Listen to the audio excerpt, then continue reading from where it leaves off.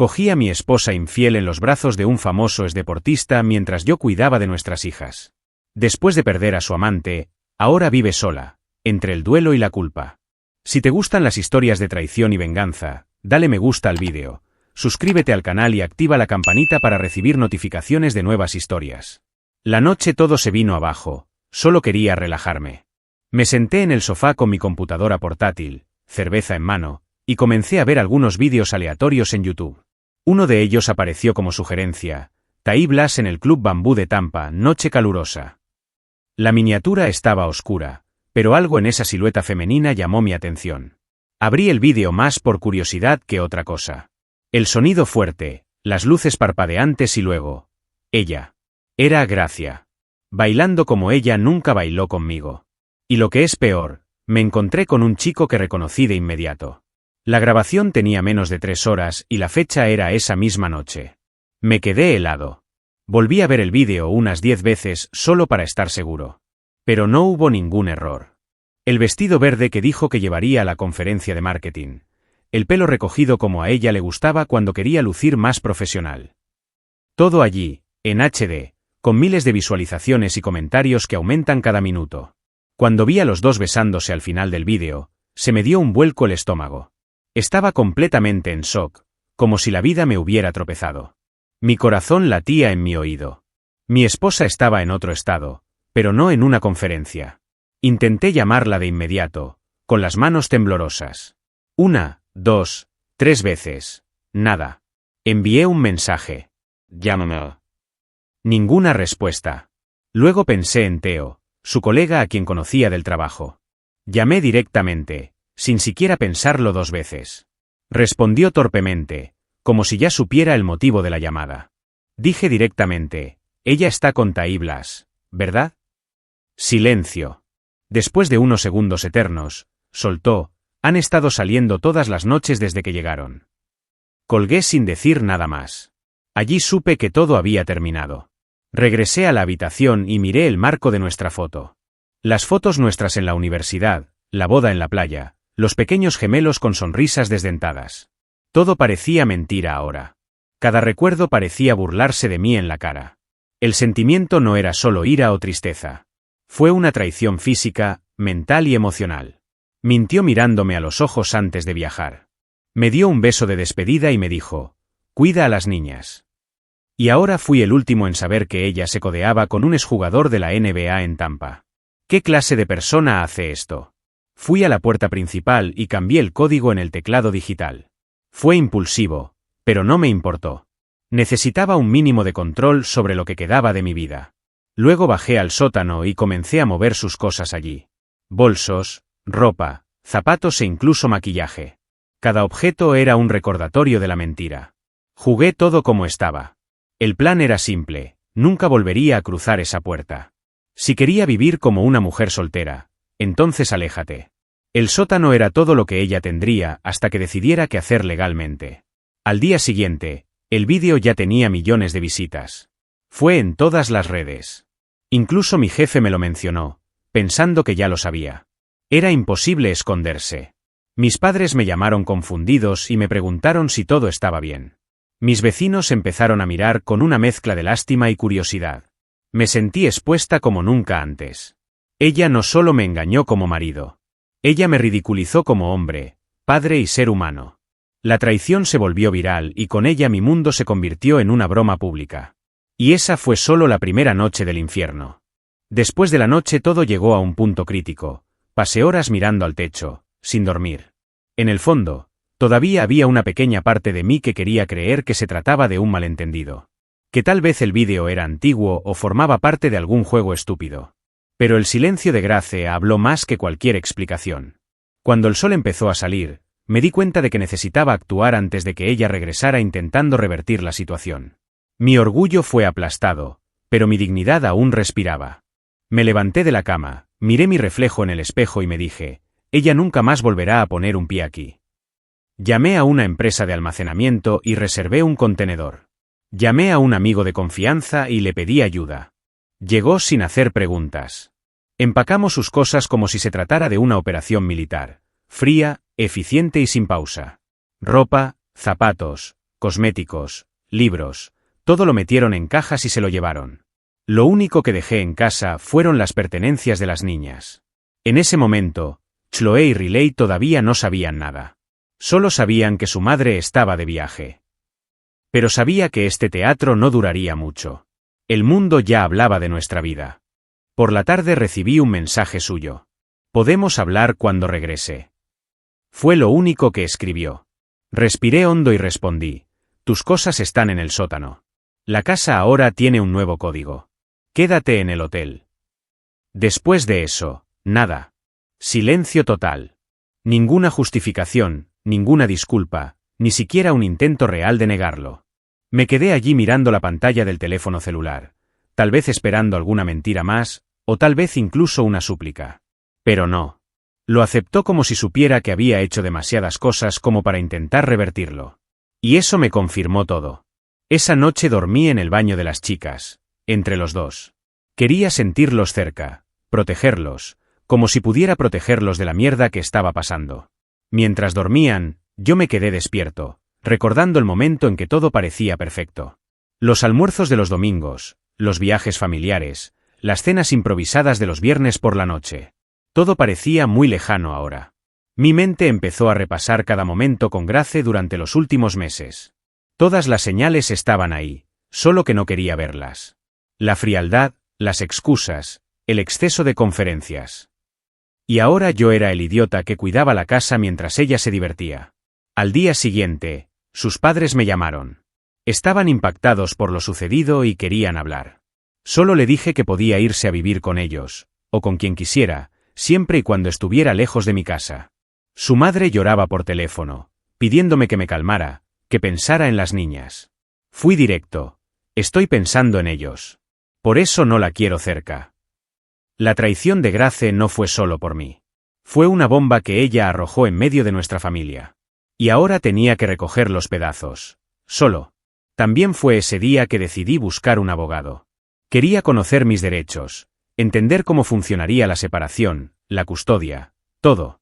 Aunque una parte de mí quería gritar, enfrentarla en persona, sabía que tenía que ser racional. Si me salía de control, ella podría usarlo en mi contra.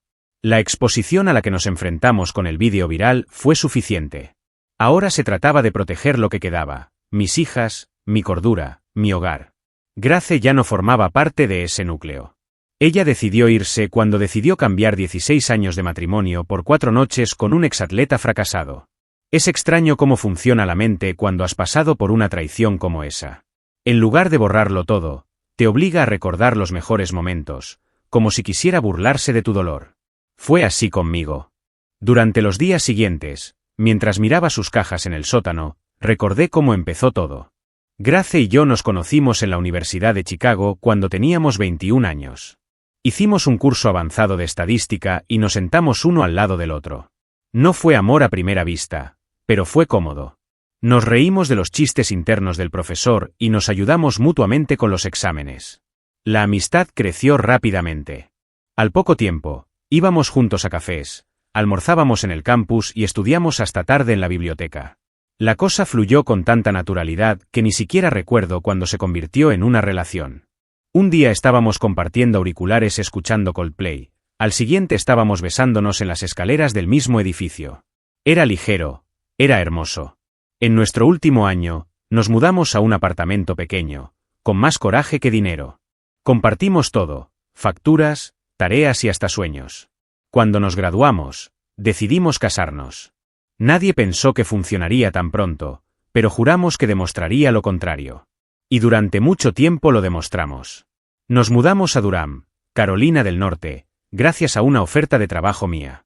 Grace consiguió un puesto en una agencia de marketing poco después. Nuestra primera casa la construimos con sacrificio, pagando incluso el sofá a plazos. Y luego vinieron las gemelas, Chloe y Riley, de apenas 23 años. Recuerdo el momento en que escuché a los dos llorar en el hospital. Grace lloraba de alegría y yo lloraba de puro pánico y amor al mismo tiempo. Era demasiado joven para ser padre, pero estaba dispuesto a intentarlo. Crecimos juntos. Cada mañana mal dormida se dividió. Cada vaca magra, cada victoria. Todo era nuestro. Los primeros años con las chicas fueron difíciles. Pañales, fiebres, noches de insomnio y facturas acumuladas. Pero también fueron los años más felices de mi vida. Grace siempre ha sido una madre presente, cariñosa y creativa. Nos apoyamos mutuamente como equipo. No teníamos lujos, pero teníamos amor, y en ese momento parecía suficiente. Recuerdo estar acostada en el suelo de la sala con las niñas en mi regazo y Grace riéndose mientras tomaba fotos. Todo parecía correcto. Incluso las peleas, cuando ocurrían, terminaban en conversaciones y abrazos. Nunca se me pasó por la cabeza que todo podría desmoronarse tan fácilmente. Pero mirando hacia atrás, tal vez ese fuera el problema, la facilidad. Nos sentimos tan cómodos el uno con el otro que dejamos de intentarlo. Los besos se volvieron más raros. Los te amo se volvieron rutinarios. Empezamos a vivir automáticamente. Trabajo, escuela, supermercado, Netflix, sueño. Cuando dijo que sentía falta de emoción, pensé que simplemente era cansancio. No me di cuenta de que ella se estaba alejando de mí. Ella tampoco habló nunca con claridad. Simplemente, me alejé. Y ahora, entendiéndolo todo, duele aún más saber que aquel amor universitario se ha convertido en solo un recuerdo. Y un recuerdo no sostiene a una familia. Estos recuerdos que deberían ser la base de nuestras vidas ahora son solo fantasmas. Me sorprendo recordando su olor, la forma en que roncaba suavemente o la forma en que solía retorcer su cabello cuando pensaba. Todo esto pasó a ser cosa del pasado. Realmente creía que teníamos algo inquebrantable. Que éramos diferentes. Que ese amor juvenil sobreviviría a cualquier crisis. Pero no sobrevivió.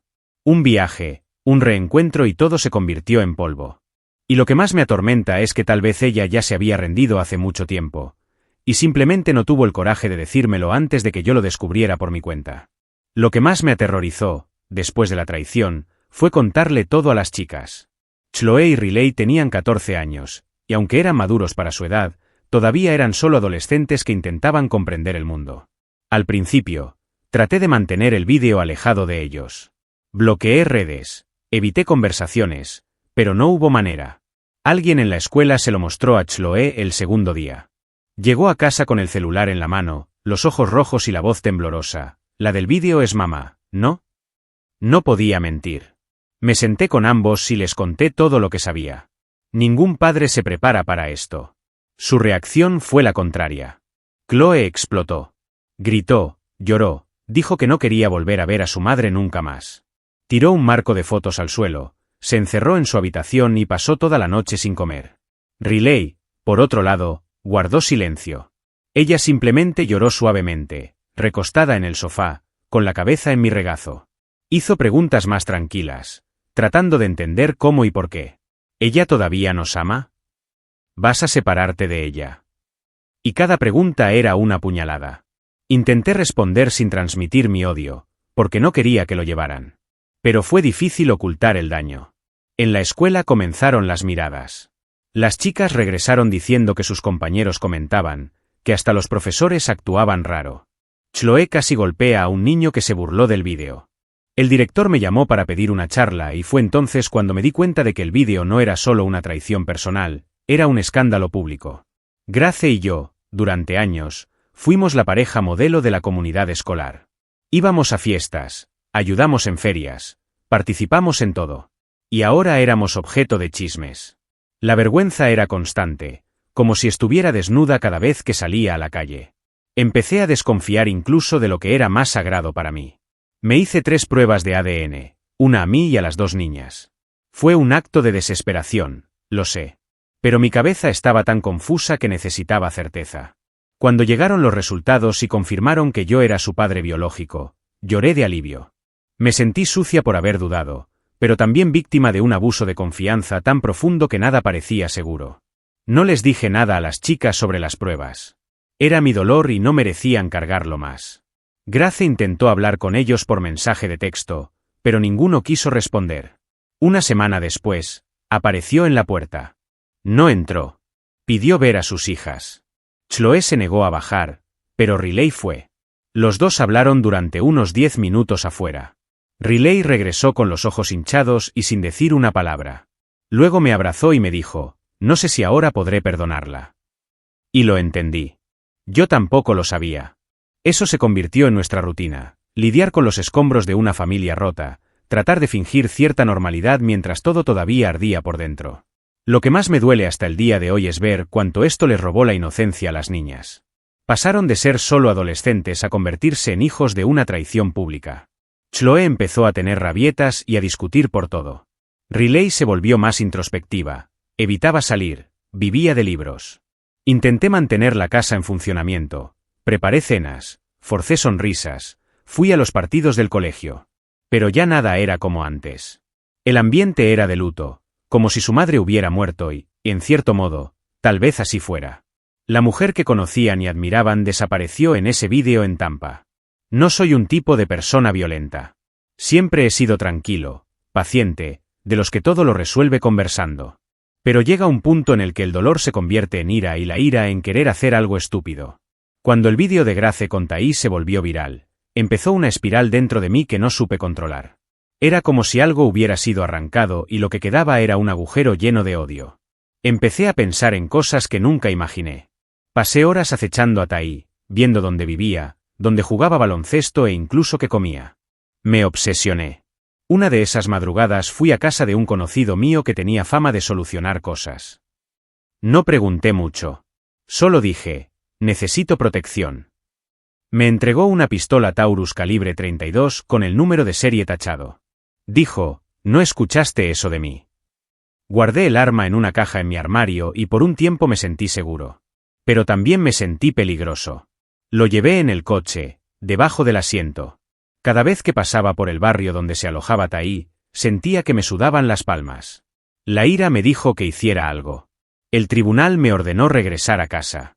Hubo un día en particular, un martes, en el que casi me equivoco.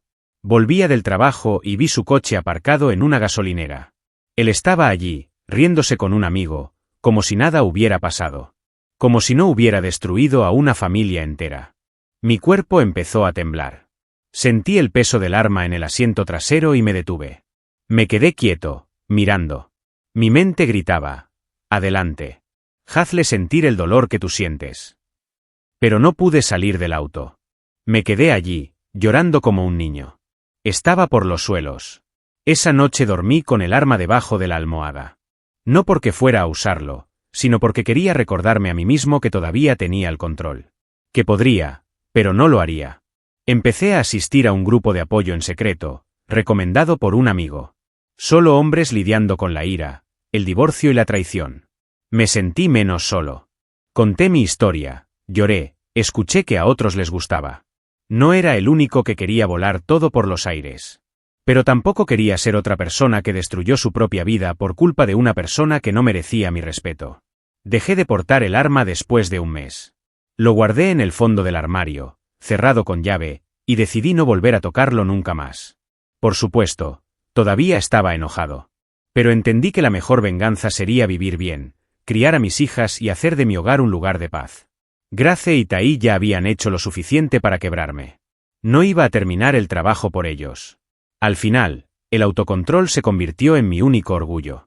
Decir no cuando todo en mí gritaba sí fue una de las decisiones más difíciles e importantes de toda mi vida. Es extraño cómo estos momentos en los que casi perdemos el control dicen más sobre quiénes somos que los momentos en los que todo está bien. Estaba a centímetros de cometer un crimen.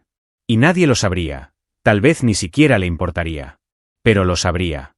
Y mis hijas lo sabrían, tarde o temprano. Fue gracias a ellos que aguanté. Para mí también. Porque por mucho que Grace me destruyera, yo seguía siendo el único pilar en pie.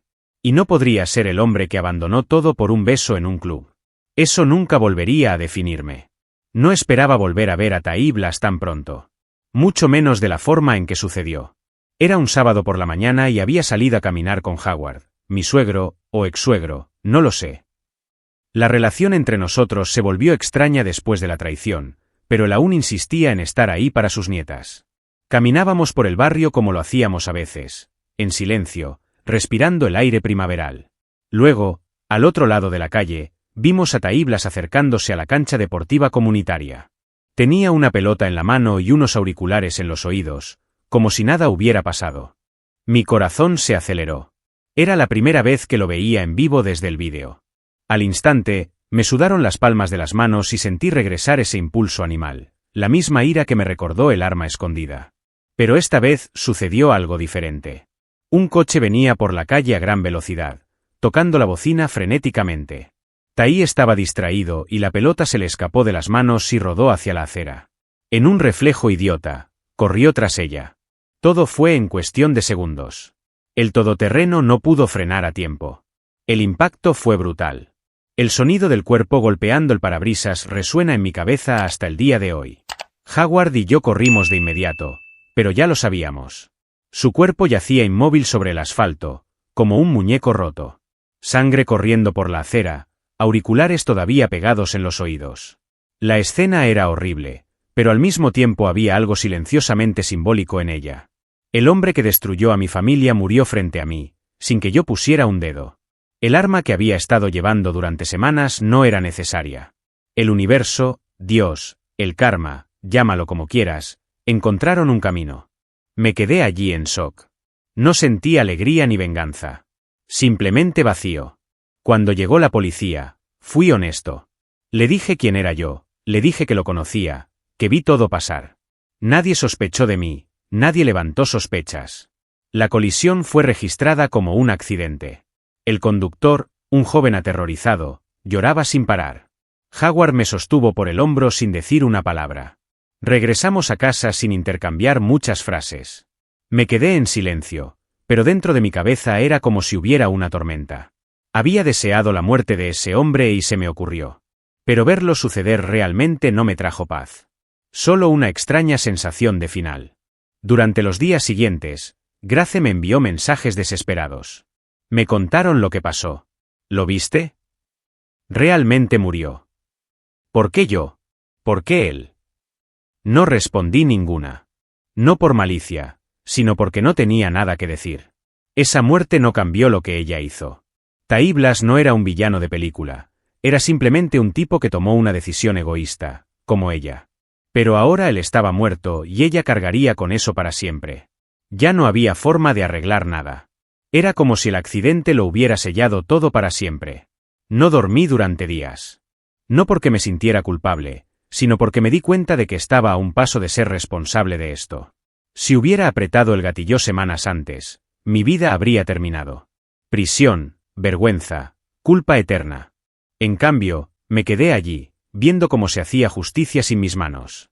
Fue una lección dolorosa sobre los límites. Tai ya no estaba, pero los escombros de lo que ayudó a destruir todavía estaban aquí.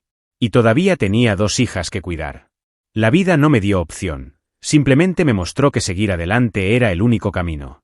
Después del accidente de Tai, la presión emocional se volvió insoportable. Grace me buscó más intensamente, con ganas de hablar, comprender, intentar acercarse. Todavía no podía mirarla sin recordar el vídeo, la humillación, el vacío. Pero ante la insistencia de la terapeuta del colegio de niñas y del abogado, accedí a hacer algunas sesiones con un profesional.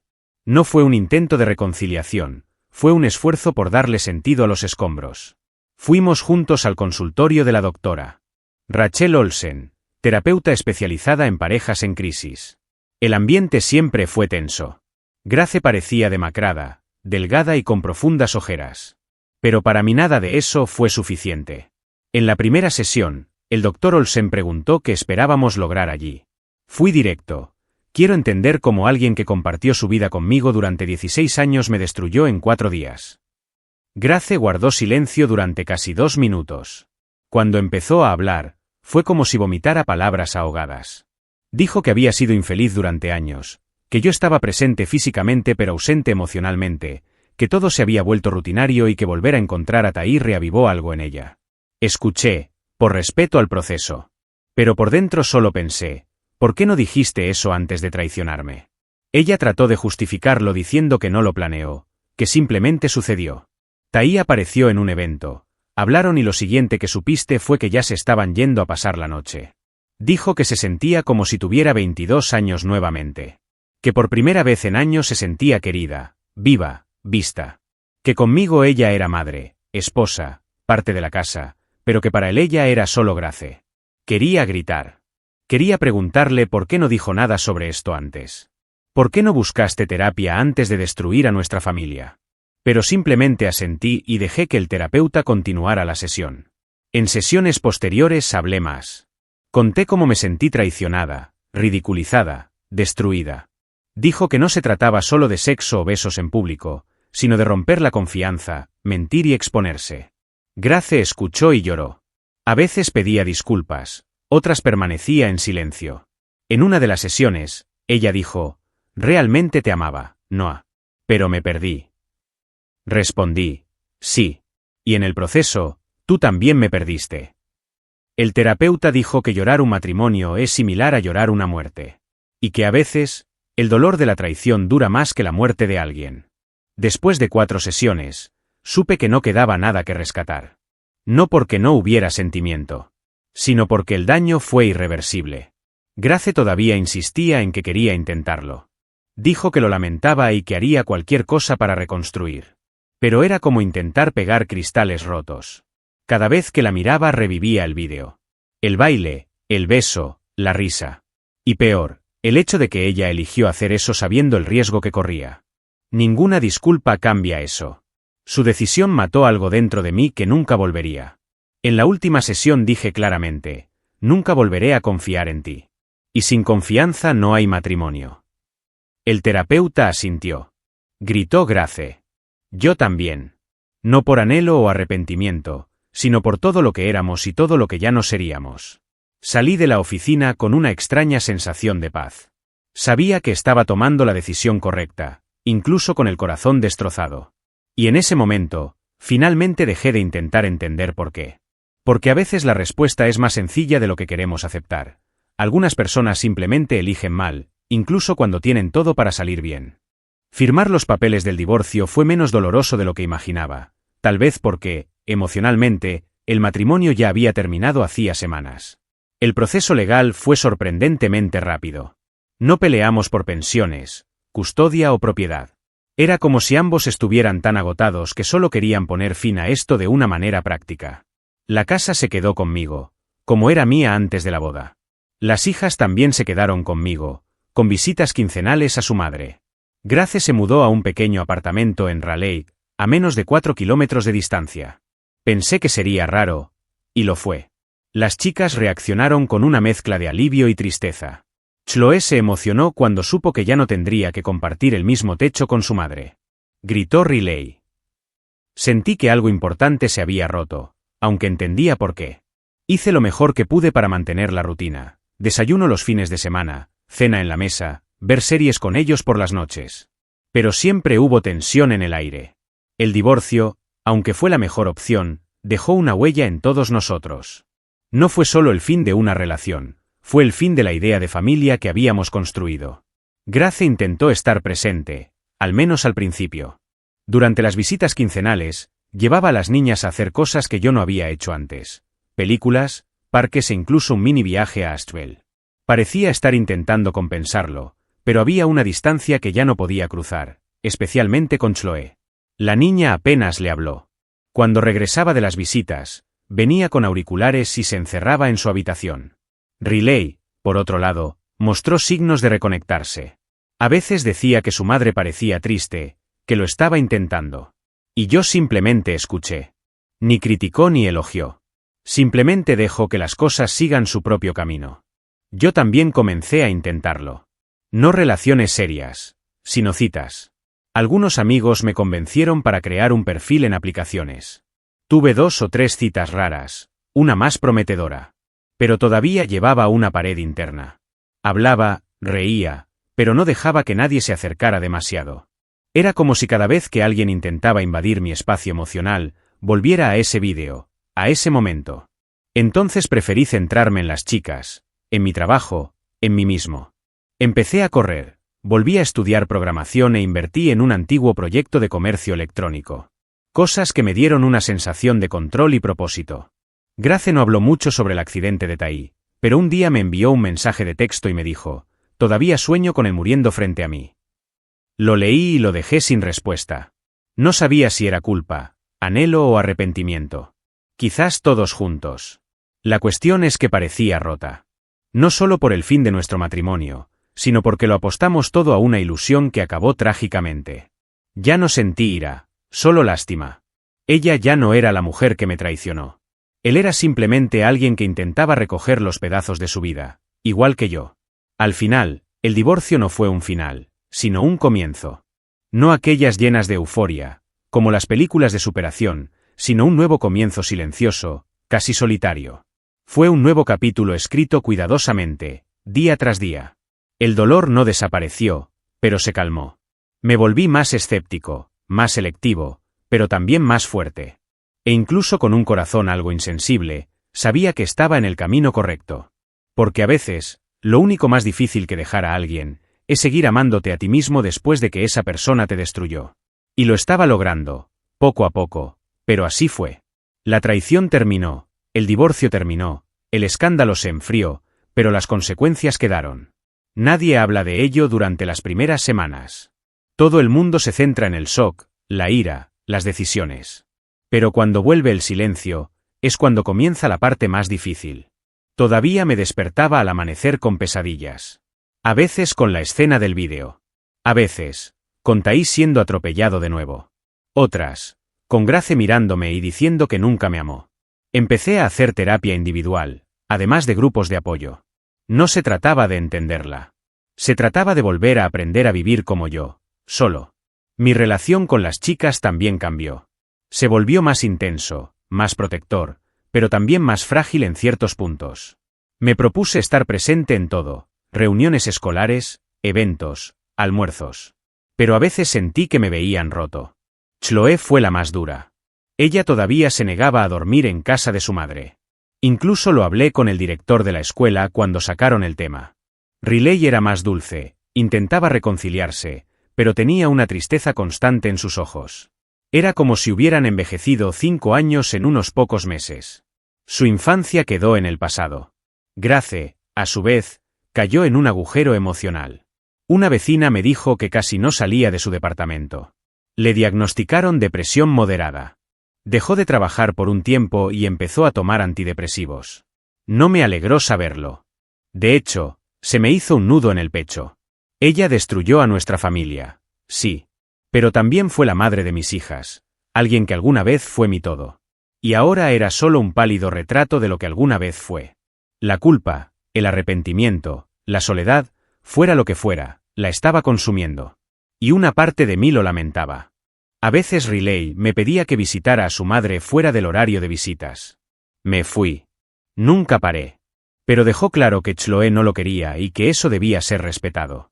Hice lo mejor que pude para permanecer neutral, aunque sabía que por dentro todavía estaba sangrando. Pero también me ayudó a concentrarme en mí mismo. Me levantaba temprano, corría 5 kilómetros al día, leía libros acumulados durante años. Volví a cocinar, a cuidar las plantas, a permitirme pequeños placeres. La paz llegó en dosis homeopáticas. Pero llegó. Y me aferré a ella como quien se aferra a la última boya de un naufragio. En el fondo, lo que más me impactó fue comprender que la traición no empezó en Tampa. Todo empezó mucho antes, en el silencio, en la distancia, en la rutina olvidada. Grace cometió un gran error, pero llevábamos años fracasando. Y como muchas parejas, simplemente empujamos con el estómago. Cuando se presentó la oportunidad, esta cayó. Y eso no la exonera, pero sí la explica. 3 factores fueron el detonante: insatisfacción, distancia y oportunidad. Y cuando estos 3 se alinean, cualquier relación mal mantenida puede desmoronarse. Hoy lo sé. Hoy entiendo que fracasamos los dos. Pero ella eligió hacer daño, y esa parte es solo suya. Hoy, casi un año después, todavía me estoy reconstruyendo. No me he vuelto a enamorar todavía. Todavía miro con recelo a cualquiera que se acerca demasiado. Pero ya no estoy enojado tampoco. Vivir con ira es como beber veneno esperando que la otra persona muera. Y ya no quiero vivir intoxicado. Tengo a mis hijas, mi trabajo, mi espacio. Tengo mi paz, aunque sea incompleta. Y si alguna vez alguien nuevo llega a mi vida, será porque estoy listo y no porque quiera llenar el vacío que dejó. Porque ese agujero finalmente ha comenzado a sanar.